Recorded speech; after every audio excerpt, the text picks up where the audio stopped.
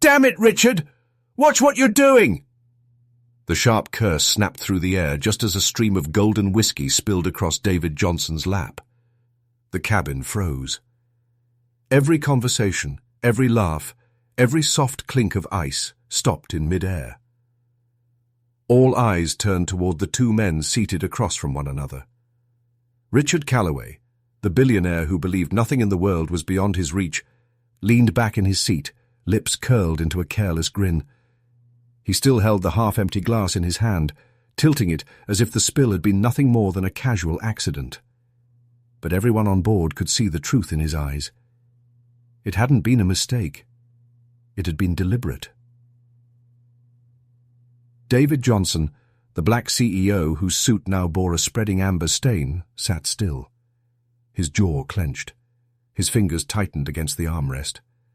The man had built his empire with discipline and steel focus, and now, in the middle of a crowded private jet, his dignity had been made into a cheap joke. Richard chuckled, the sound echoing too loud against the cabin walls. "Relax, David. It's just whiskey. You'll live. That's what is that? Armani? I'll buy you 3 more. A few of the passengers forced awkward smiles, their laughter thin and nervous, like brittle glass about to crack. Others looked down, unwilling to meet David's eyes, knowing full well they'd just witnessed something ugly. David slowly reached for the napkin handed to him by a flight attendant. His movements were steady, deliberate, every second stretching out like a wire pulled tight. He dabbed at the whiskey, his voice even, but firm when he finally spoke. "You can buy suits, Richard. You can buy jets. You can even buy the silence of the people sitting around us right now." He lifted his gaze, eyes hard as stone. "But you can't buy respect. And you just lost mine." The words landed heavier than any raised fist. The cabin shifted. No one dared to laugh now. Richard tried to brush it off with another smirk, swirling what was left of his whiskey. "Don't be so sensitive. We're all friends here."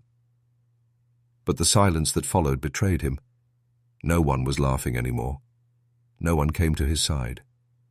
Even his own assistants avoided his gaze, pretending to check their phones, desperate to escape the tension pressing down on the room. David folded the damp napkin, placing it neatly on the tray in front of him. He didn't raise his voice. He didn't move toward Richard. He simply sat back, his calm more cutting than anger could ever be. Because power wasn't in the whiskey glass. It wasn't in the billions Richard bragged about. It was in the man who could endure an insult, swallow the sting, and still hold his dignity higher than money. And though Richard laughed again, louder this time, everyone could feel the shift in the air. His laughter no longer sounded like triumph. It sounded like desperation. This flight was only at its beginning, but already the balance of power had been disturbed. Already the billionaire's arrogance had planted the seed of a downfall he couldn't yet see. And soon, when the engines roared louder and a call shattered Richard's world, he would come to realize the bitter truth. He would need the very man he had just mocked. "Did I ever tell you about the time I bought a company just because their CEO refused to sell me a yacht?" Richard Calloway's voice boomed through the cabin like a showman on stage. His whiskey glass caught the dim light as he gestured grandly, forcing everyone's attention toward him. The billionaire's laughter followed his words, loud and arrogant, filling every corner of the jet. Some passengers chuckled nervously. Others pretended to enjoy the story, but no one dared challenge him, not when Richard was in this mood. He lived for domination, reminding people of the size of his fortune, the reach of his influence, and the power he held simply because he could. David Johnson sat quietly across from him. His suit was still faintly damp, the faint whiskey stain clinging to the fabric, but he carried himself with the stillness of a mountain. He didn't argue. He didn't rise to the bait. His silence was sharper than any comeback. Richard noticed, and he hated it. "See, that's the difference between men like me," Richard continued, his smirk widening. And men like, well, some others in this cabin. Some of us are born to conquer. Others are born to clean up the mess. The words hung heavy in the air. A few eyes flicked toward David, then quickly looked away. Richard's target was obvious, and his arrogance grew with every laugh he forced from his reluctant audience. But David's mind wasn't in that cabin anymore. His gaze drifted to the window, where clouds rolled endlessly against a darkening sky. And in that silence, his thoughts carried him backward, back to a time when life had been far from private jets and tailored suits. He remembered long nights in a cramped apartment, his desk stacked with textbooks while his mother worked 2 jobs to keep the lights on. He remembered being told no at interviews, doors slammed in his face, investors walking out because they couldn't imagine someone like him leading a multi-million-dollar company. He remembered every boardroom where he had been underestimated, every deal where he'd had to prove himself twice over just to be heard. And yet, here he was, on the same plane as a man who believed himself untouchable. David's lips curved into the faintest smile, not of amusement, but of quiet triumph. He didn't need to match Richard's noise. His very presence was proof enough of resilience. Richard, irritated by David's calm, leaned closer to the others. That's why I'll always stay at the top, because I don't just wait for opportunities, I take them. I bend the world to fit my will. People respect that. People need that. He raised his glass again, letting the ice clink against crystal. Isn't that right, David? For the first time since the incident, David turned his eyes fully toward him. His voice was steady, smooth as stone against steel. Respect isn't taken, Richard. It's earned. Some of us learned that the hard way. The cabin fell silent. A few passengers shifted uncomfortably. Richard opened his mouth as if to retort, but for a brief, flickering second, he found no words. It was only a heartbeat of silence, but it carried more weight than any of his stories. Richard forced a laugh, brushing it off. Always the philosopher, huh? Well, we'll see how far philosophy takes you when the real game begins. He leaned back, satisfied with his own performance, though his grip on the glass had tightened. David didn't respond. He didn't need to. His eyes returned to the clouds outside, steady and unshaken, as if he knew something the others didn't. And perhaps he did. Because this battle wasn't over. Not by a long shot. The billionaire's arrogance had written a check. The sky itself seemed ready to cash. And soon, the flight would deliver a reckoning none of them could ignore. The shrill buzz of a phone cut through the steady hum of the engines. Every head in the cabin turned instinctively, but it was Richard Calloway's expression that captured the room. The billionaire glanced at the glowing screen, and for the first time since the flight began, the smirk slipped from his face. He answered quickly, his voice dropping low. "This is Richard. Talk to me." At first, his tone carried the same casual arrogance he always wore, but within seconds, the mask began to crack. His eyes narrowed. His free hand gripped the armrest so tightly, his knuckles turned white. "What do you mean the market collapsed? No, that's not possible. We hedged against that." The cabin air grew heavier with each whir. D. Though Richard tried to hunch forward, shielding the call, his panic was impossible to hide. His booming laughter from earlier was gone, replaced with sharp, clipped whispers. Emergency. The word lingered like a blade. A billionaire's billions couldn't silence the engines. His power couldn't calm the shaking metal tube carrying them thousands of feet above the earth. For the first time, Richard was in a situation where money, influence, and arrogance meant nothing. He tried to laugh, forcing his voice to carry. "It's fine. They're just being cautious. I've flown through worse." But his trembling hands betrayed him. David leaned slightly closer, his voice low but piercing. "Funny, isn't it? Up here, we're all the same. Doesn't matter what's in your bank account." Richard didn't answer. He couldn't. The jet dipped again, harder this time, sending a ripple of gasps through the cabin. Luggage shifted overhead. Someone screamed. David closed his eyes for a moment, steadying his breath, calm in the storm. Richard, on the other hand, gripped his seat as though it were the only thing tethering him to the earth. And in that moment, when the balance of power was stripped away by the sky itself, it became clear. Status meant nothing at 30,000 feet. Survival belonged to those who could face fear with clarity. The storm outside wasn't finished, and neither was the storm inside. Because as the jet veered toward its emergency landing, Richard Calloway was about to learn that the man he mocked might be the only anchor left between him and complete ruin. Fear has a strange way of peeling a man down to his core. Richard Calloway, the billionaire who once walked through life as if the world bent to his will, now sat trembling in a leather seat, high above the earth, strapped into a jet that no longer felt invincible. The turbulence had shaken more than the plane. It had shaken his pride. The engines groaned, a metallic reminder that wealth had no power here. Each lurch of the cabin stripped away another layer of his arrogance. His mind raced, replaying the whiskey stain on David Johnson's suit, the cruel laugh he had thrown across the aisle, the mocking words he had spoken just to prove superiority. Now, irony cut deep.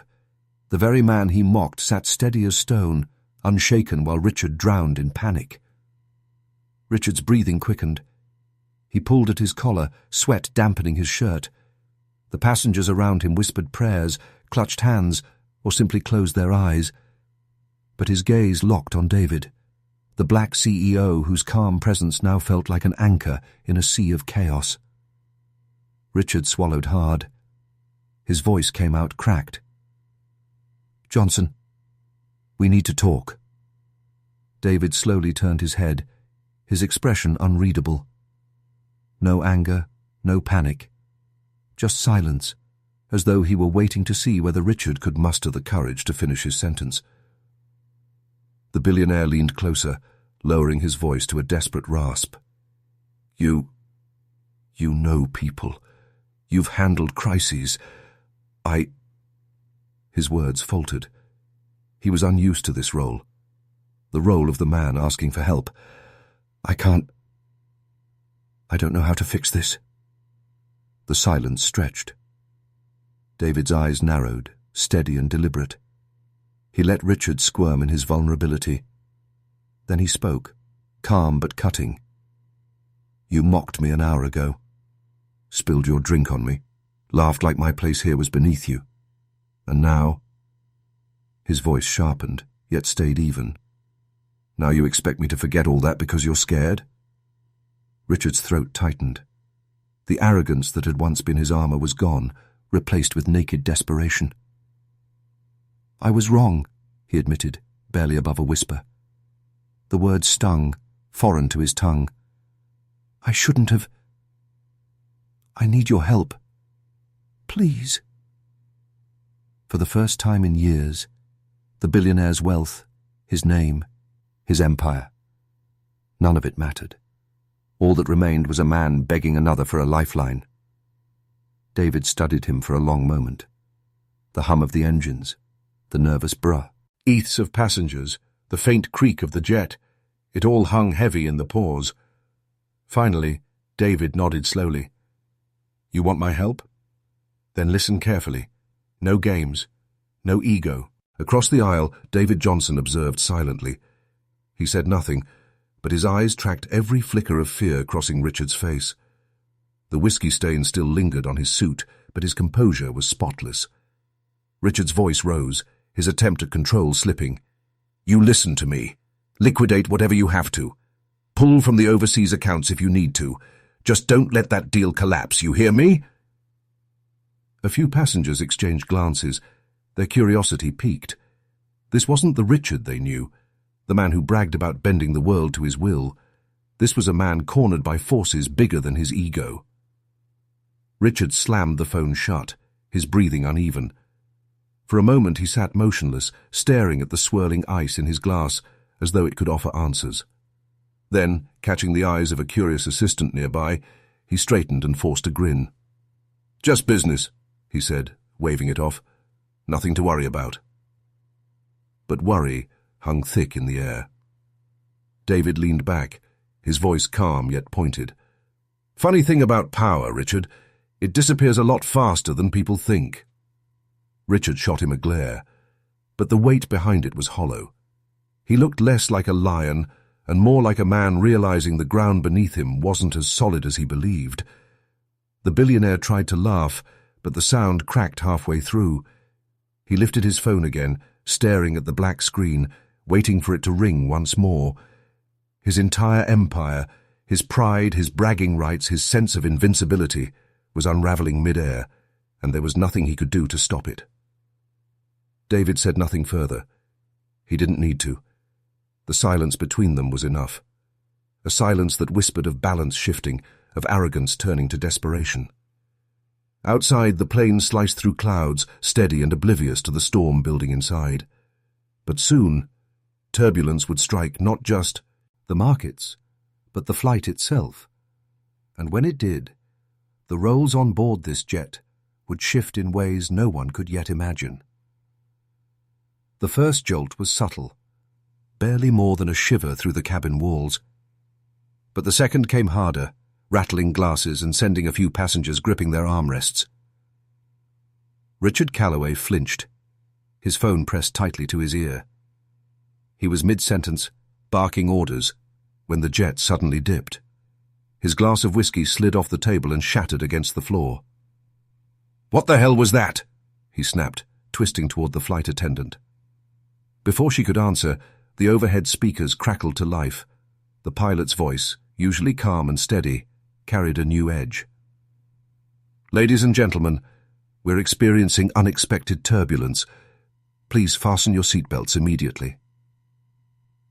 A murmur swept through the cabin. People fumbled with straps, their laughter gone, replaced by anxious silence. Even the hum of the engines now sounded menacing, as if the sky itself was tightening its grip around them. Richard shoved his phone into his pocket, his mask of control faltering. "Turbulence. This is a private jet. We don't do turbulence," he muttered, half to himself, half to anyone who would listen. But no one responded. Another violent shake threw a tray of untouched food to the floor. Passengers gasped. One woman clutched the arm of the man beside her, whispering a frantic prayer. Across the aisle, David Johnson sat motionless. His seatbelt was already fastened, his hands resting calmly on his lap. The whiskey stain on his suit was still there, but his eyes were steady, unshaken by the chaos around him. He turned his gaze toward Richard, who now looked pale, his bravado evaporating with each tremor of the jet. Their eyes locked, and in that silent exchange, irony filled the air thicker than the turbulence ever could. The speakers crackled a "Gain." "This is your captain speaking. Due to an equipment warning, we'll need to divert to the nearest airport. Please remain calm. We are following all emergency procedures." The cabin jolted again, a reminder that the danger outside still loomed. Gasps echoed, a baby cried, and the captain's voice crackled through the intercom, promising updates soon. Yet in that moment, the focus of everyone near was fixed on the quiet dialogue between two men, the one losing everything he thought he had, and the one gaining the respect he had always carried within. Richard exhaled shakily, his pride gone. "Then tell me what to do." David gave a single nod. "First, you stop pretending. You admit when you're afraid, when you failed, and when you need others. That's the beginning of leadership, not the end of it." The billionaire's lips trembled, but he nodded. And with that small gesture, the weight of his empire seemed to lift from his shoulders. As the jet cut through the night skies, the cabin no longer felt the same. The air seemed thicker, charged with the realization that something irreversible had just shifted. And as David turned his gaze back toward the window, Richard knew this moment would mark him forever. Because dignity had triumphed over arrogance, and the man he had underestimated was now the only one he could truly trust. Sometimes the roughest landings happen long before the wheels touch the ground. The plane descended through heavy clouds, the engines roaring louder than the murmurs inside the cabin. Seatbelts were fastened tight, hands gripped armrests, and every eye flicked toward the windows searching for the lights of a runway. Fear still lingered in the air, but so did something else.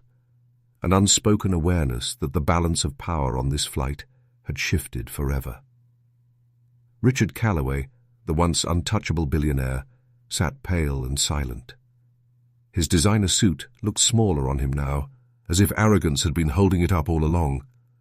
Beside him, David Johnson remained calm, his posture upright, his face steady, the very image of dignity under pressure. The intercom cracked, the captain's voice steady but urgent. "Ladies and gentlemen, we are preparing for an emergency landing. Please remain seated, keep your seatbelts fastened, and follow crew instructions." Gasps filled the cabin. A woman whispered a prayer, a child whimpered, and the billionaire shut his eyes tightly, muttering words no one could hear. David leaned slightly toward him, not with malice, but with a quiet reminder. "This is what powerlessness feels like, Richard. No money, no connections, no influence. Just trust. Trust in others to bring you down safely." Richard opened his eyes, wet with something no one had ever seen from him before. Fear. And maybe, just maybe, regret. He gave a small nod, as though those words had finally pierced a wall he had spent a lifetime building. The plane jolted. Tires screeched against the runway. The impact rattled bones and sent luggage tumbling from overhead compartments. For a breathless moment, the cabin was a chaos of noise, until finally the jet slowed, shuddering to a crawl. Silence. Then applause. Nervous, relieved, desperate applause that spread through the rows like wildfire. People laughed, people cried. Some just breathed like it was their first real breath in hours. Richard clutched his chest, exhaling with relief. He turned to David, his voice shaky. "You saved me. In more ways than one." David shook his head. "I didn't save you. The pilots did their job. I just reminded you of something you'd forgotten." "What's that?" Richard asked, his voice barely above a whisper. "That respect carries more weight than wealth, and that arrogance doesn't fly, at least not forever." The words hung heavy in the air. Richard lowered his gaze, nodding slowly. As the cabin doors opened, passengers began filing out, some limping from the stress, others clutching loved ones. When David stopped, his whiskey-stained jacket caught the light of the open hatch. It was a reminder of where this story had begun, a careless mockery.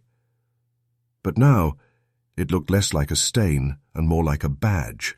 583836927, free upgrade AI tools, AI talking video, talking photo, URL to video, PPT to video, video translator, AI video generator, AI montage maker, AI clip generator, video ads maker, export avatar only, text-to-speech, voice cloning, text-to-speech, AI generated. Please use at your discretion. Input. Text, upload files, my creations. Convert your text into audio files, supporting multiple languages and capable of reading various text files such as books and documents. Download the audio files for commercial use. Selection deleted. The cabin jolted again, a reminder that the danger outside still loomed. Gasps echoed, a baby cried, and the captain's voice crackled through the intercom, promising updates soon. Yet in that moment, the focus of everyone near was fixed on the quiet dialogue between two men, the one losing everything he thought he had, and the one gaining the respect he had always carried within. Richard exhaled shakily, his pride gone. "Then tell me what to do." David gave a single nod. "First, you stop pretending. You admit when you're afraid, when you've failed, and when you need others. That's the beginning of leadership, not the end of it.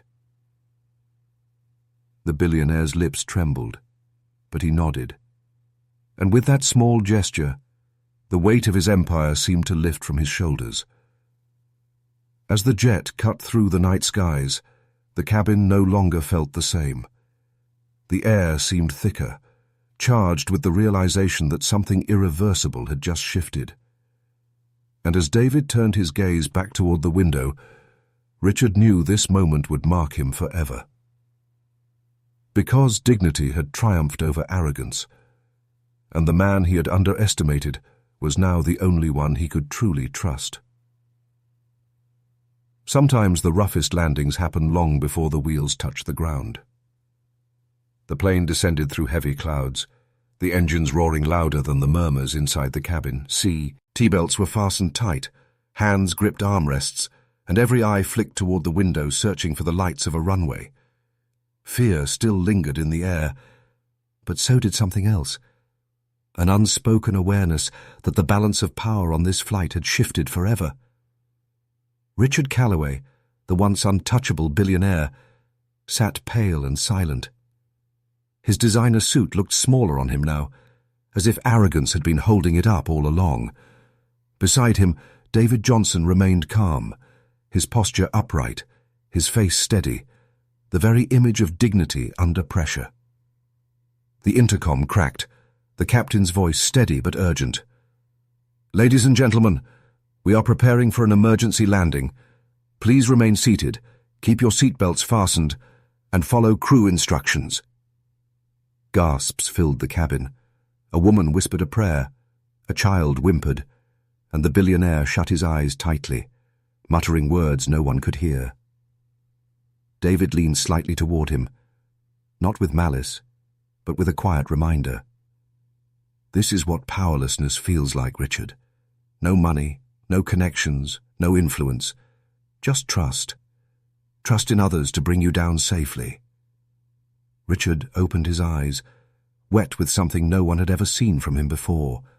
Fear, and maybe, just maybe, regret. He gave a small nod, as though those words had finally pierced a wall he had spent a lifetime building. The plane jolted. Tires screeched against the runway. The impact rattled bones and sent luggage tumbling from overhead compartments. For a breathless moment, the cabin was a chaos of noise, until, finally, the jet slowed, shuddering to a crawl. Silence. Then, applause. Nervous, relieved, desperate applause that spread through the rows like wildfire. People laughed, people cried. Some just breathed like it was their first real breath in hours. Richard clutched his chest, exhaling with relief. He turned to David, his voice shook. "Okay, you saved me. In more ways than one." David shook his head. "I didn't save you. The pilots did their job. I just reminded you of something you'd forgotten." "You do what I say, when I say it." Richard nodded quickly, almost too quickly. "Yes, whatever you say." David straightened in his seat, his calm demeanor taking command of the storm inside the cabin. His voice carried not just authority, but reassurance, rippling into the tense air around them. Passengers nearby leaned closer, listening. "This isn't about who's richer or stronger," David said, his tone steady as steel. "It's about control and survival. If you want through this, you'll follow my lead." Richard sat back, chest heaving, his pride shattered into pieces too small to gather. For the first time in his life, he wasn't the man in charge. And yet, strangely, in that surrender, there was the faintest flicker of hope. Because in the chaos of the storm, the billionaire had finally learned the truth. Sometimes survival depends not on the size of your empire, but on the strength of the person you once underestimated. And as the jet descended toward its uncertain landing, Richard realized this was only the beginning of his reckoning. Power doesn't always shift with thunder or applause. Sometimes it changes hands in silence, one man's arrogance dissolving, another man's dignity rising. The cabin still rattled with turbulence, but inside, a different storm had begun. Richard Calloway, the billionaire who had lived his life above apology, now sat humbled. His shoulders sagged, his voice small. Across from him, David Johnson, the man he once mocked, looked unshaken, his composure radiating a quiet authority that the rest of the passengers could feel. David leaned forward slightly, his eyes fixed on Richard. His tone was calm, deliberate, but edged with steel. "You remember what you did when we boarded? The whiskey? The laugh? The little show you put on?" Richard flinched, as if the memory itself had weight. He swallowed hard, his lips parting, but no defense came. David continued, his voice steady, never raised. "You thought you were reminding me of my place, but here's what you didn't realize. My place isn't decided by your glass, your laugh, or your empire. My dignity doesn't come from your approval. And no amount of money in this cabin can strip me of it." The words cut deeper than any turbulence could. Richard lowered his eyes, shame burning across his face. Around them, passengers shifted. Some pretended not to listen, but every ear was tuned to David's calm command. Richard managed a hoarse whisper. "You're right. I was wrong. And I need you." David let the silence linger. Then he straightened his jacket, the same one still stained from the whiskey, and spoke with measured precision. "I'll help you, but understand this. It will be on my terms, not yours." Richard nodded quickly, almost desperately. "Anything. Whatever it takes." The balance of power had shifted completely. Moments ago, Richard had been the untouchable billionaire, the man whose name opened doors around the world. Now he was the one pleading for guidance, forced to listen, forced to yield. David spoke again, his tone lower, softer, but unshakably firm. "This is bigger than your empire. It's about how you carry yourself when everything you think defines you is stripped away. Power without respect is fragile. Wealth without humility is empty." Richard lifted his eyes slowly, as though seeing the man before him for the first time, not as someone beneath him, but as someone above him in strength where it truly mattered. For the first time that night, David allowed a faint smile, not of triumph, but of clarity. "You wanted control, Richard. But control doesn't come from mocking others. It comes from knowing who you are, even when the ground shakes beneath you." "What's that?" Richard asked, his voice barely above a whisper. "That respect carries more weight than wealth, and that arrogance doesn't fly, at least not forever." The words hung heavy in the air. Richard lowered his gaze, nodding slowly. As the cabin doors opened, passengers began filing out, some limping from the stress, others clutching loved ones. When David stood, his whiskey-stained jacket caught the light of the open hatch. It was a reminder of where this story had begun, a careless mockery.